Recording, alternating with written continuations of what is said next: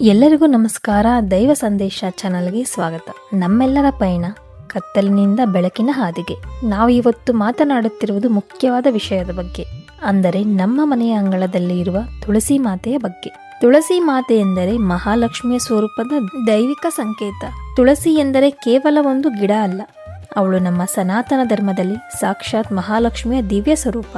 ಯಾವ ಮನೆಯ ಅಂಗಳದಲ್ಲಿ ತುಳಸಿ ಹಸಿರಾಗಿ ಹಾಗೂ ಶಕ್ತಿಶಾಲಿಯಾಗಿ ಬೆಳೆಯುತ್ತಾಳೋ ಆ ಮನೆಯಲ್ಲಿ ದಾರಿದ್ರ್ಯ ನೆಲೆಸುವುದೇ ಇಲ್ಲ. ಆ ಮನೆ ಯಾವಾಗಲೂ ಸುಖ, ಶಾಂತಿ ಹಾಗೂ ನೆಮ್ಮದಿಯಿಂದ ಸಾಗುತ್ತದೆ ಎಂದು ನಮ್ಮ ಶಾಸ್ತ್ರಗಳಲ್ಲಿ ಸ್ಪಷ್ಟವಾಗಿ ಹೇಳುತ್ತಾರೆ. ತುಳಸಿ ಇರುವ ಜಾಗಕ್ಕೆ ನಕಾರಾತ್ಮಕ ಶಕ್ತಿ ಹತ್ತಿರ ಬರಲಾರದು. ಅವಳು ಮನೆಯ ಬಾಗಿಲಲ್ಲೇ ನಿಂತು ಕೆಟ್ಟ ದೃಷ್ಟಿ, ಅಸೂಯೆ, ದುಷ್ಟಶಕ್ತಿಗಳನ್ನು ತಡೆದು ನಿಲ್ಲಿಸುವಂತಹ ಶಕ್ತಿ ಕವಚ.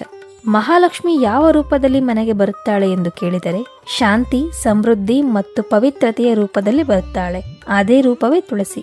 ಅದಕ್ಕೆ ಪ್ರತಿದಿನ ತುಳಸಿಗೆ ನೀರು ಹಾಕುವಾಗ ನಾವು ಕೇವಲ ಗಿಡಕ್ಕೆ ಅಲ್ಲ, ಸಾಕ್ಷಾತ್ ಮಹಾಲಕ್ಷ್ಮಿಗೆ ನೀರನ್ನು ಹಾಕುತ್ತೇವೆ. ಏಕೆಂದರೆ ಮಹಾಲಕ್ಷ್ಮಿ ಸ್ವರೂಪವೇ ತುಳಸಿ ಗಿಡ. ಅದನ್ನು ನಾವು ಪ್ರತಿನಿತ್ಯ ಪೂಜಿಸುತ್ತೇವೆ ದೈವಿಕ ರೂಪದಲ್ಲಿ. ತುಳಸಿಯನ್ನು ಗೌರವಿಸಿದರೆ ಮನೆ ಕಾಲಕ್ರಮೇಣ ದೇವರ ಕೃಪೆಯಿಂದಲೇ ಎತ್ತಿ ನಿಲ್ಲುತ್ತದೆ. ಇದು ನಂಬಿಕೆಯಲ್ಲ, ಇದು ನಮ್ಮ ಧರ್ಮದ ಶಾಶ್ವತ ಸತ್ಯ. ಆದರೆ ಅಂತಹ ತುಳಸಿ ಮನೆಯಲ್ಲಿ ಪದೇ ಪದೇ ಒಣಗುತ್ತಿದೆ ಎಂದರೆ ಅದಕ್ಕೆ ಒಂದು ಮುಖ್ಯವಾದ ಕಾರಣವಿರುತ್ತದೆ.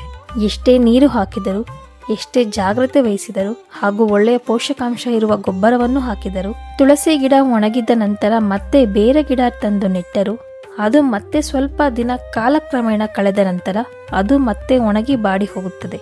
ತುಳಸಿ ಗಿಡ ಮತ್ತೆ ಮತ್ತೆ ಬಾಡಿ ಹೋಗುತ್ತಲೇ ಇರುತ್ತದೆ ಅಂದರೆ ಅದು ಸಾಮಾನ್ಯ ವಿಷಯವಲ್ಲ. ತುಳಸಿ ಗಿಡ ಇತರ ಸಸ್ಯಗಳಂತೆ ಕೇವಲ ಮಣ್ಣು, ನೀರು, ಗೊಬ್ಬರಕ್ಕೆ ಬದುಕುವುದಿಲ್ಲ. ಅವಳು ಪ್ರಾಣಶಕ್ತಿಗೆ ಪ್ರತಿಕ್ರಿಯಿಸುವ ದೈವಿಕ ಸಸ್ಯ.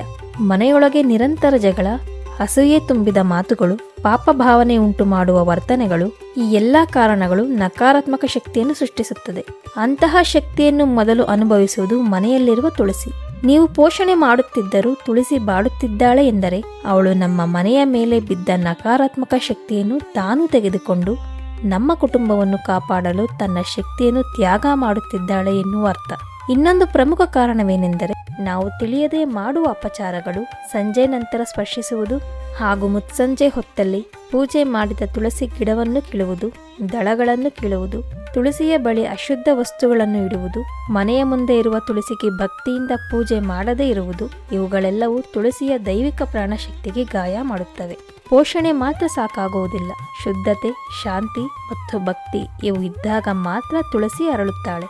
ತುಳಸಿ ಮರು ಬಾಡುತ್ತಿದ್ದೆ ಎಂದರೆ ನಮ್ಮನ್ನು ಭಯಪಡಿಸಲು ಅಲ್ಲ, ನಮ್ಮನ್ನು ಎಚ್ಚರಿಸಲು ಅದು ಸಂಕೇತ ನೀಡುತ್ತಿದೆ. ನಿಮ್ಮ ಮನೆಯಲ್ಲಿ ನಡೆಯುವ ಕೆಲವೊಂದು ಘಟನೆಗಳು, ಅಂದರೆ ಕಾರಣವಿಲ್ಲದೆ ಮನಸ್ಸು ಭಾರವಾಗುವುದು, ಸಣ್ಣ ವಿಷಯಗಳಿಗೂ ಜಗಳ, ಕೈಯಲ್ಲಿ ಹಣ ನಿಲ್ಲದೆ ಹೋಗುವುದು ಹಾಗೂ ದೇವರ ಮುಂದೆ ಕುಳಿತರೂ ಶಾಂತಿ ಸಿಗದೇ ಇರುವುದು, ರಾತ್ರಿ ನಿದ್ದೆಯಲ್ಲಿ ಅಶಾಂತಿ ಉಂಟಾಗುವುದು, ಇದು ಒಂದೊಂದು ಅಲ್ಲ, ನೂರಾರು. ಈ ಎಲ್ಲಾ ಸಮಸ್ಯೆಗಳು ಒಟ್ಟಿಗೆ ಬಂದರೆ ಅದರ ಹಿಂದೆ ಏನೋ ಅಡಗಿದೆ ಎಂದು ಅರ್ಥ. ಅದನ್ನು ಮೊದಲು ಗಮನಿಸುವುದು ನಮ್ಮ ಮನೆಯಲ್ಲಿರುವ ತುಳಸಿ ಮಾತೆ. ತುಳಸಿ ಒಣಗುವ ಮೊದಲು ಮನೆಯಲ್ಲಿ ಆಗುವ ಸೂಕ್ಷ್ಮ ಬದಲಾವಣೆಗಳು ಏನೆಂದರೆ, ತುಳಸಿ ಒಣಗುವುದಕ್ಕೆ ಒಂದೇ ದಿನದಲ್ಲಿ ಏನೂ ಆಗುವುದಿಲ್ಲ. ಅದಕ್ಕಿಂತ ಮೊದಲು ಮನೆಯೊಳಗೆ ನಿಧಾನವಾಗಿ ಈ ಬದಲಾವಣೆಗಳು ಶುರುವಾಗುತ್ತದೆ. ಮಾತಿನಲ್ಲಿ ಕಟುರತೆ, ಪರಸ್ಪರ ಅವಮಾನ, ಮನೆಯೊಳಗೆ ನಗು ಕಡಿಮೆಯಾಗುವುದು ಹಾಗೂ ದೇವರ ಹೆಸರನ್ನು ಕೋಪದಲ್ಲಿ ಉಚ್ಚರಿಸುವುದು, ಹಿರಿಯರ ಮಾತನ್ನು ಕಡೆಗಣಿಸುವುದು, ಈ ಎಲ್ಲವೂ ಸೇರಿ ಒಂದು ಅಶುದ್ಧ ಶಕ್ತಿ ವಲಯವನ್ನು ಸೃಷ್ಟಿಸುತ್ತದೆ.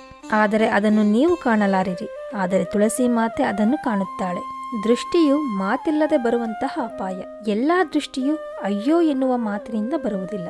ಕೆಲವೊಮ್ಮೆ ನಗುಮುಖದ ಹಿಂದೆ ಅಸೂಯೆ ಇರುತ್ತದೆ. ಇವರ ಮನೆ ಚೆನ್ನಾಗಿದೆ, ಇವರಿಗೆ ಎಲ್ಲವೂ ಸಿಗುತ್ತಿದೆ ಎಂಬ ಮೌನ ಯೋಚನೆಗಳು ಭಾರಿ ಶಕ್ತಿಯನ್ನು ಹೊತ್ತಿರುತ್ತವೆ.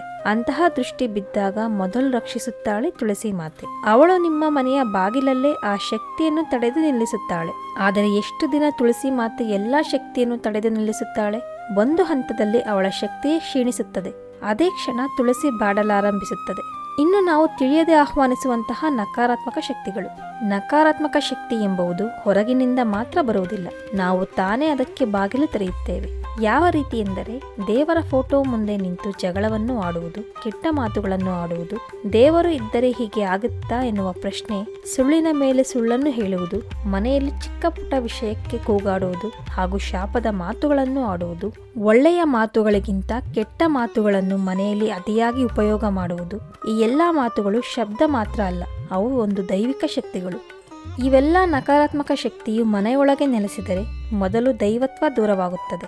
ಅದಕ್ಕೆ ತುಳಸಿ ಅಲ್ಲಿ ಉಳಿಯಲಾರಳು. ತುಳಸಿ ಒಣಗುವುದು ದೈವಿಕ ಅಪಾಯದ ಮೊದಲ ಗಂಟೆ. ಇದನ್ನು ನೀವು ಹಗುರವಾಗಿ ತೆಗೆದುಕೊಳ್ಳಬೇಡಿ. ತುಳಸಿ ಪದೇ ಪದೇ ಒಣಗುತ್ತಿದೆ ಎಂದರೆ ಅದು ಕೊನೆಯ ಎಚ್ಚರಿಕೆಯಲ್ಲ, ಅದು ಮೊದಲ ಎಚ್ಚರಿಕೆ. ನೀವು ನಿರ್ಲಕ್ಷ್ಯ ಮಾಡಿದರೆ ಮುಂದೆ ಏನು ಆಗುತ್ತದೆ ಗೊತ್ತಾ? ಮನೆಯಲ್ಲಿ ಅಶಾಂತಿ ಶಾಶ್ವತವಾಗಿ ನೆಲೆಸುತ್ತದೆ, ಹಣ ಬರುವ ದಾರಿ ಶಾಶ್ವತವಾಗಿ ಮುಚ್ಚಿಕೊಳ್ಳುತ್ತದೆ, ಹಾಗೂ ಆರೋಗ್ಯ ಸಮಸ್ಯೆಗಳು ಜಾಸ್ತಿ ಉಂಟಾಗುತ್ತಲೇ ಇರುತ್ತದೆ. ಮಕ್ಕಳ ಮನಸ್ಸಿನಲ್ಲಿ ಭಯ ಯಾವಾಗಲೂ ನೆಲೆಸುತ್ತದೆ, ಹಾಗೂ ನೀವು ಮಾಡಿದ ಪೂಜೆಗಳು ಯಾವುದೂ ಫಲ ಕೊಡದೆ ಹೋಗುತ್ತದೆ.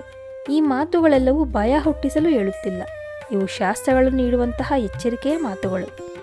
ಏನನ್ನು ಮಾಡಿದರೆ ಈ ಎಲ್ಲ ಅಪಾಯಗಳು ದೂರವಾಗುತ್ತದೆ ಎಂದರೆ, ಯಾವ ಪರಿಹಾರಗಳನ್ನು ಮಾಡಿದರೆ ಇದು ಶಾಶ್ವತವಾಗಿ ಈ ಎಲ್ಲ ಸಮಸ್ಯೆಗಳು ದೂರವಾಗುತ್ತದೆ ಎಂದರೆ, ದೊಡ್ಡ ಹೋಮ, ದೊಡ್ಡ ಯಾಗ ಬೇಕಾಗಿಲ್ಲ. ತುಳಸಿ ಗಿಡ ಕೇವಲ ಮಣ್ಣಿನಿಂದ ಬೆಳೆಯುವ ಸಸ್ಯವಲ್ಲ, ಅವಳು ಮನೆಯ ವಾತಾವರಣದಲ್ಲಿ ಬೆಳೆಯುವ ದೈವಿಕ ಶಕ್ತಿ. ಅದಕ್ಕೆ ಯಾವ ಮನೆಯಲ್ಲಿ ತುಳಸಿ ಸದಾ ಹಸಿರಾಗಿ ಹಾಗೂ ದಟ್ಟವಾಗಿ ಬೆಳೆಯುತ್ತಾಳೋ ಆ ಮನೆಯ ವಾತಾವರಣವೇ ಪವಿತ್ರವಾಗಿದೆ ಅನ್ನುವ ಸಂಕೇತ ನೀಡುತ್ತದೆ. ಮೊದಲು ಮನೆಯೊಳಗೆ ಮಾತುಗಳು ಶುದ್ಧವಾಗಿರಬೇಕು.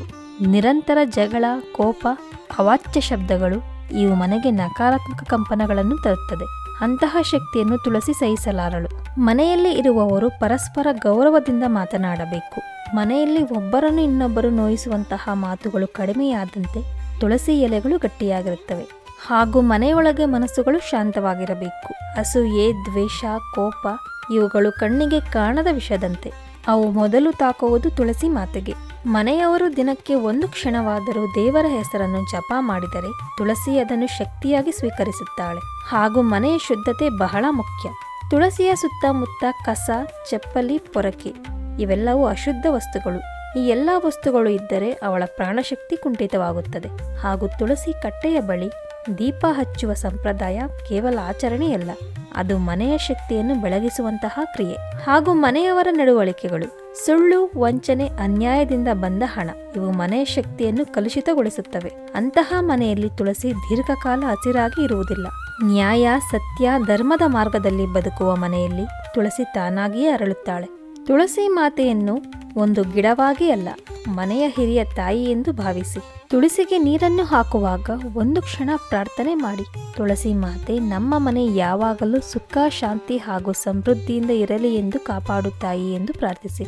ತುಳಸಿ ಸದಾ ಸಮೃದ್ಧಿಯಾಗಿರಬೇಕಾದರೆ ಮನೆ ಕೂಡ ದೇವಾಲಯದಂತೆ ಇರಬೇಕು. ಮನೆಯಲ್ಲಿರುವ ವ್ಯಕ್ತಿಗಳು ಬದಲಾದರೆ, ಮನೆಯಲ್ಲಿ ಯಾವಾಗಲೂ ಶಾಂತಿ, ಸುಖ, ಸಮೃದ್ಧಿ ನೆಲೆಸಿದರೆ ತುಳಸಿ ಬದಲಾಗುತ್ತಾಳೆ. ತುಳಸಿ ಹಸಿರಾದಂತೆ ನಮ್ಮ ಜೀವನವೂ ಹಸಿರಾಗಿರುತ್ತದೆ. ಇದು ಕೇವಲ ನಂಬಿಕೆಯಲ್ಲ, ತುಳಸಿಯ ಮೂಲಕ ಬರುವ ಒಂದು ದೈವಿಕ ಸತ್ಯ. ದೈವ ನಿಮಗೆ ಕೊಡುವ ಸಂದೇಶವೇನೆಂದರೆ, ನಾವು ಮಾಡುವ ಒಳ್ಳೆಯ ಹಾಗೂ ಕೆಟ್ಟ ಫಲಗಳ ಮೇಲೆ ನಮಗೆ ಬರುವ ಒಳ್ಳೆಯ ಹಾಗೂ ಕೆಟ್ಟ ಫಲಗಳು ನಿರ್ಧಾರವಾಗಿರುತ್ತದೆ. ನಾವು ಒಳ್ಳೆಯ ಕೆಲಸಗಳನ್ನು ಮಾಡಿದರೆ ನಮಗೆ ಒಳ್ಳೆಯ ಫಲಗಳೇ ದೊರೆಯುತ್ತದೆ, ಹಾಗೂ ಕೆಟ್ಟ ಕೆಲಸಗಳನ್ನು ಮಾಡಿದರೆ ಕೆಟ್ಟ ಫಲಗಳು ದೊರೆಯುತ್ತದೆ. ಆದ್ದರಿಂದ ಯಾವಾಗಲೂ ಒಳ್ಳೆಯ ಮಾರ್ಗದಲ್ಲಿ ನಡೆಯಬೇಕು. ಇನ್ನೊಬ್ಬರಿಗೆ ದುಃಖ ಕೊಡದೆ, ಇನ್ನೊಬ್ಬರಿಗೆ ನೋವನ್ನು ಉಂಟು ಮಾಡದೆ ಸದಾ ಸತ್ಯದ ಮಾರ್ಗದಲ್ಲಿ ನಡೆಯಬೇಕು. ಆಗ ಎಲ್ಲವೂ ಒಳ್ಳೆಯದಾಗುತ್ತದೆ. ಮನೆ ಯಾವಾಗಲೂ ಸುಖ, ಶಾಂತಿ ಹಾಗೂ ನೆಮ್ಮದಿಯಿಂದ ಇರುತ್ತದೆ. ಮನೆಯಲ್ಲಿ ಬಡತನ ಎಂದಿಗೂ ಬರುವುದಿಲ್ಲ. ಅರಿತು ಅರಿಯದೆ ನಾವು ಮಾಡುವ ತಪ್ಪುಗಳೇ ನಮಗೆ ಬಡತನ ಬರಲು ಕಾರಣವಾಗುತ್ತದೆ. ಅದು ನಮಗೆ ಗೊತ್ತಾಗಬಹುದು, ಗೊತ್ತಾಗದೇ ಇರಬಹುದು. ಆದರೆ ದೈವ ನಮಗೆ ಕೆಲವೊಂದು ಸಂಕೇತಗಳನ್ನು ನೀಡುತ್ತದೆ. ಆ ಎಲ್ಲವನ್ನು ಸರಿಪಡಿಸಿಕೊಂಡು ಒಳ್ಳೆಯ ಮಾರ್ಗದಲ್ಲಿ ನಡೆಯಲು. ನಮ್ಮಿಂದಾಗುವ ತಪ್ಪುಗಳನ್ನು ಸರಿಪಡಿಸಿಕೊಂಡರೆ ಎಲ್ಲವೂ ಒಳ್ಳೆಯದೇ ಆಗುತ್ತದೆ. ನಿಮ್ಮ ಮನೆ ಅಂಗಳದಲ್ಲಿ ಯಾವಾಗಲೂ ತುಳಸಿ ಮಾತೆ ಸಮೃದ್ಧಿಯಿಂದ ಬೆಳೆಯಲಿ. ಮನೆಯಲ್ಲಿ ಸುಖ, ಶಾಂತಿ, ನೆಮ್ಮದಿ ಯಾವಾಗಲೂ ನೆಲೆಸಲಿ. ನಿಮ್ಮ ಬಾಳು ಬೆಳಕಾಗಲಿ ಎಂದು ಆಶಿಸುತ್ತಾ, ಇದೇ ರೀತಿಯ ಮಾಹಿತಿಗಳೊಂದಿಗೆ ಮುಂದಿನ ಸಂಚಿಕೆಯಲ್ಲಿ ಸಿಗೋಣ. ನಮ್ಮ ಚಾನಲ್ಗೆ ಯಾರೆಲ್ಲ ಸಬ್ಸ್ಕ್ರೈಬ್ ಆಗಿಲ್ಲ, ಸಬ್ಸ್ಕ್ರೈಬ್ ಆಗಿ ಬೆಲ್ ಐಕಾನ್ ಅನ್ನು ಪ್ರೆಸ್ ಮಾಡಿ. ನಾವು ಹಾಕುವಂತಹ ಎಲ್ಲ ವಿಡಿಯೋಗಳ ನೋಟಿಫಿಕೇಶನ್ ನಿಮಗೆ ದೊರೆಯುತ್ತದೆ. ಧನ್ಯವಾದಗಳು.